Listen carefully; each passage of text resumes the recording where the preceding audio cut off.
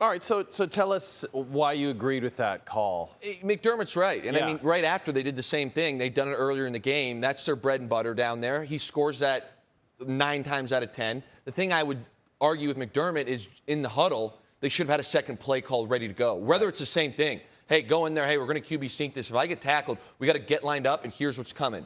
So then we don't have to burn the timeout. Yes, you lose a few more seconds, but that timeout is valuable there. So right. I think that was an issue. Right. Yes, but, I get why he said that. Yeah, because, he makes a good point. When you make a good point, at the end of the day, you're going with the stats. The plays work for them all season. You roll with your best player. Right. And Josh Allen was that guy. Now, how worried are you, as we see some nice offensive plays from the Rams, about the fact that the Bills gave up 44 points on Sunday? Look at that bench right there. They were upset. I'll tell you where I get worried. I sit here and Josh Allen is obviously, and I'm sure we'll get into this, but he's incredible. Yeah. But defensively, where I get nervous about this performance, now the total number was 44, but there was a block punt in there. So they gave up 37. The run defense is not great. It hasn't been all year. They actually did a pretty good job at yards per carry today, but they gave up a ton of yards. There was really no TFLs. It was a bit methodical in how the Rams did that, and it keeps Josh Allen off the field. The second thing I'll say, which worries me a bit for the Bills, it's a copycat league. We would say this all the time.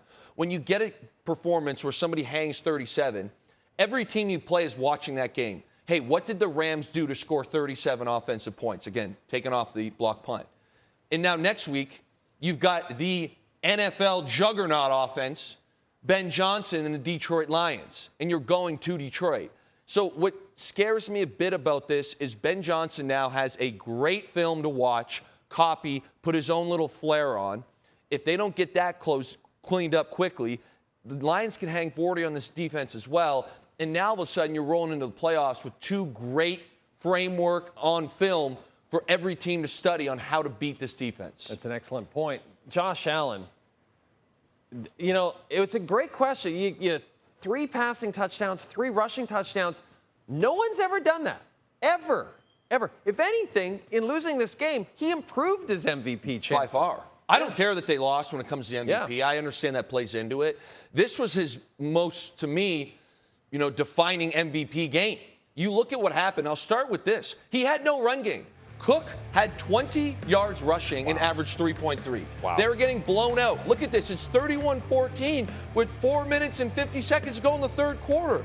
And Josh Allen said, I will bring us back into this game. He was their rushing, 82 yards on 10 carries, 3 rushing touchdowns. He passed for well over 300 and 3 touchdowns. And the most impressive thing, I think, for me, between all of it, Jay, was that when you become one-dimensional and you're down by this many points late in the game, what can happen is, okay, the defense knows exactly what's coming. This is a Josh Allen show now. They're not going to run the football. And you're more prone to throwing a pick because you have to throw that often. And now all of a sudden, it's like, okay, I'm running around scrambling. I'm forcing a little bit. In the past, he would turn the ball over there. Instead, he manages to score 6 total touchdowns, has one of the best games I've ever seen, and they lose by 2 points based on a timeout blunder, at the end of the game.